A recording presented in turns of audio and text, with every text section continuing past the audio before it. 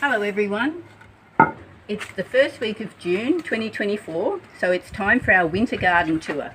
And look what we have to start with, these beautiful tangelos. They've done really well. We have a lovely crop this year and we've already started juicing them, but I've got my eye on a few nice big ones that I'll leave on the tree, and I'll be eating those later when they're fully ripe. There have been some big changes since we last said hello to you, and this has been amazing. We've actually cut down so many of our Cavendish bananas because a lot of them fell down. Well, some fell down, they did, that's true. They fell over and they went smack onto this garden over here. Smack. So we've decided that they're definitely too big and we're moving to smaller bananas, and so we've planted these dwarf Ducasse. And they're a different type of banana. They won't get nearly as big as the Cavendish. Well, these are Williams Cavendish, which are the biggest ones you can get. Yeah, so we still have a few of those up the back here. As you can see, they're pretty tall bananas. And our coffee in the back here is doing super. It's got lots and lots of fruit on it. And they're just beautiful trees. I love growing them. Okay, tell us about the macadamias. Well, the macadamias, as you can see, they've actually had some pruning. You can see this is quite a big branch that we've actually chopped off here. And why did we do that? Well, basically, they were smothering our dragon fruit hedge. They've grown so well that they've come right over, and the dragon fruit were actually trying to grow up into the macadamia trees. That is not what we wanted, so we thought the maca trees needed a really hard pruning. And so we pruned them right back to here. And as much as we didn't really want to look at the fence, it's been good because it's let some light into this grass and underneath the trees. And as you can see, there's a ton of chickens here. So we've been very busy. We've still got some herbs in the corner here. Yeah, they've done quite well, except they've been a little bit attacked by little tiny grasshoppers, but they've done really well. And here's the new beds we're digging up, or so building. So this is a new section. We've built these, and we'll be digging those up probably in the spring. As you can see, we removed a whole heap of Besser blocks because that was our old way of doing it, and now we'll be using the Besser blocks to create paths within the wooden structures here. We've got quite a few things growing here. We've moved our strawberries and we've got this nice strawberry bed growing here. They're doing quite well. Instead of 6 metres of strawberries, we now got 2 beds of 3 metres. That's right, and we decided that was an easier way to do it, and we'll see how they go. The other ones are out the front and we'll see them later. So we've got some beetroot and coriander and a whole heap of tomatoes that came up in this bed.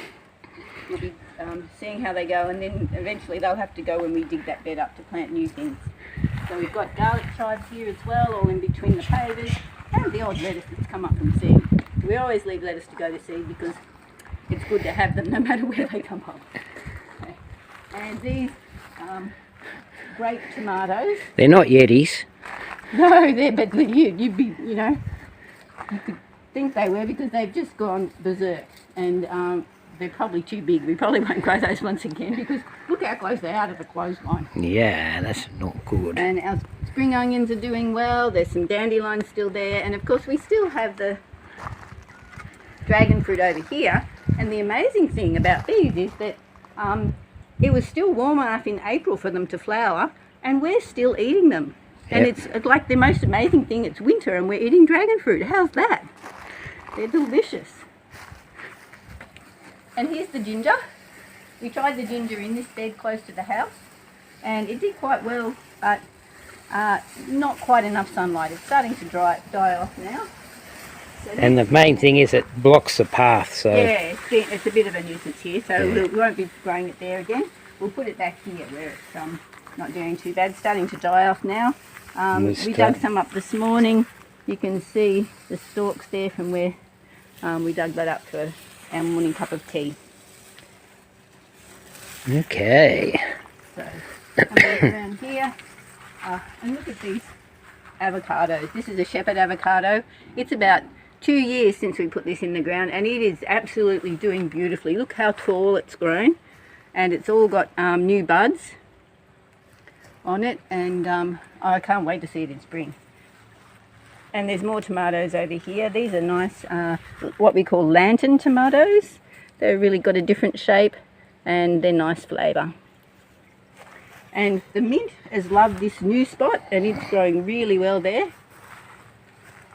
And these young macadamias that we planted in here to be spaces in between the avocados, they're doing really well as well. And a few coffees.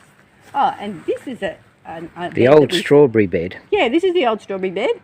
And so it's been filled up with peas, 2 different types of peas, sugar snaps and snow peas, and Campbell 33 tomatoes. We grew these out the front last year. We thought we'd grow them at the back and see how they went. They're a lovely big eating tomato. We're looking forward to those. And we got some pawpaws in there. Yeah, some papayas.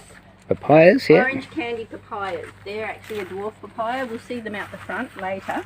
And some pineapples. And of course, because we use all the space around these things and in between them, we've actually planted brown beauty bush beans, and we've been eating those as well. They're delicious.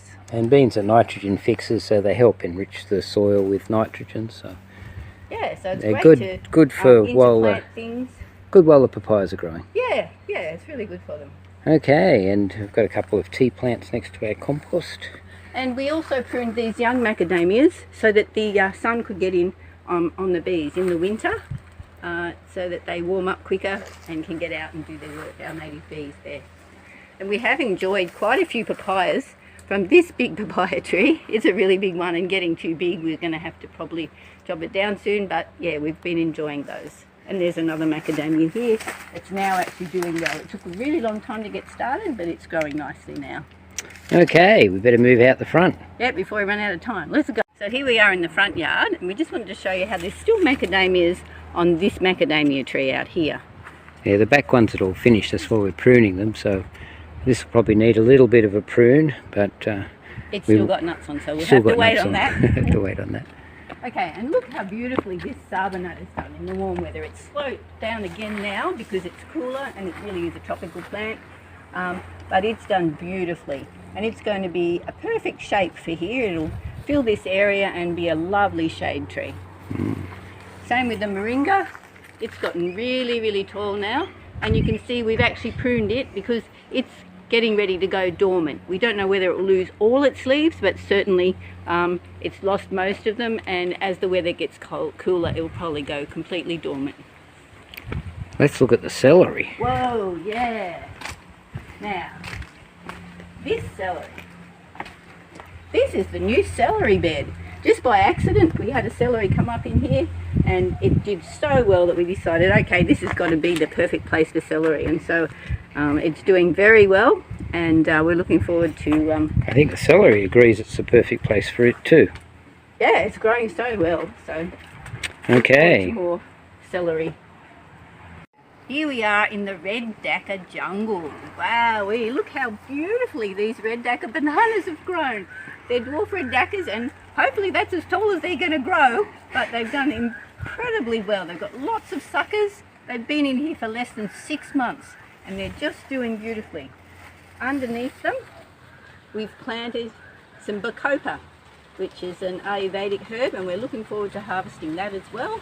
And then here in front is the comfrey and the moringa. Now they've grown so well together, and the comfrey is just loving the slightly cooler weather, and the moringas, as you can see, we harvested them, and then they have actually put some shoots on from where we did harvest them, but they're starting to go dormant too, and this is the height that we want them so that it's easy to harvest the new growth next year.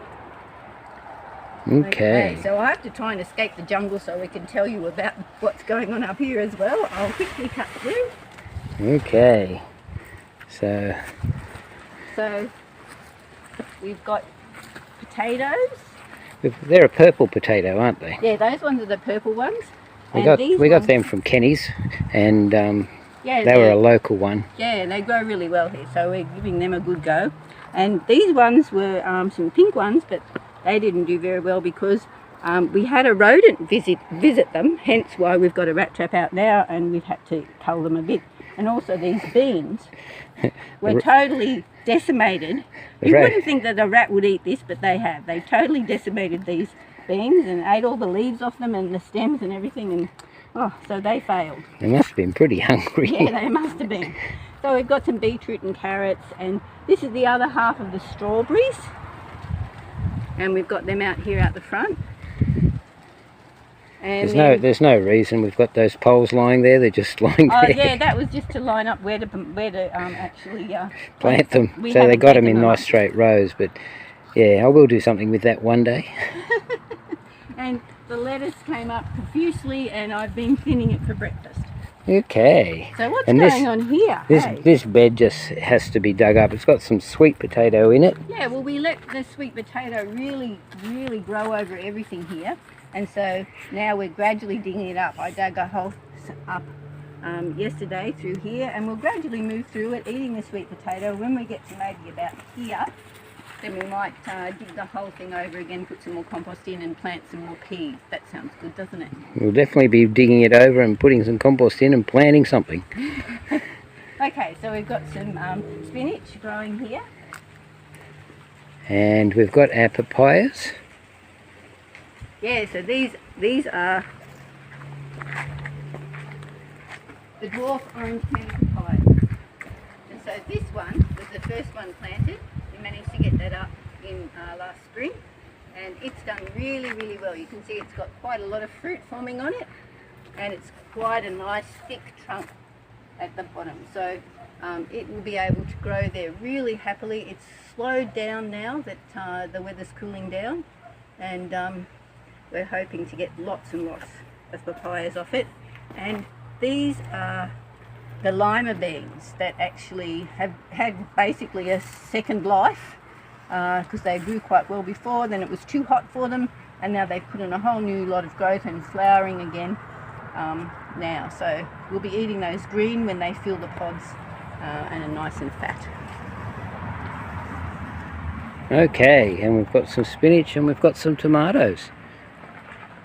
And that's pretty much our tour. Yeah, so that's our winter garden tour.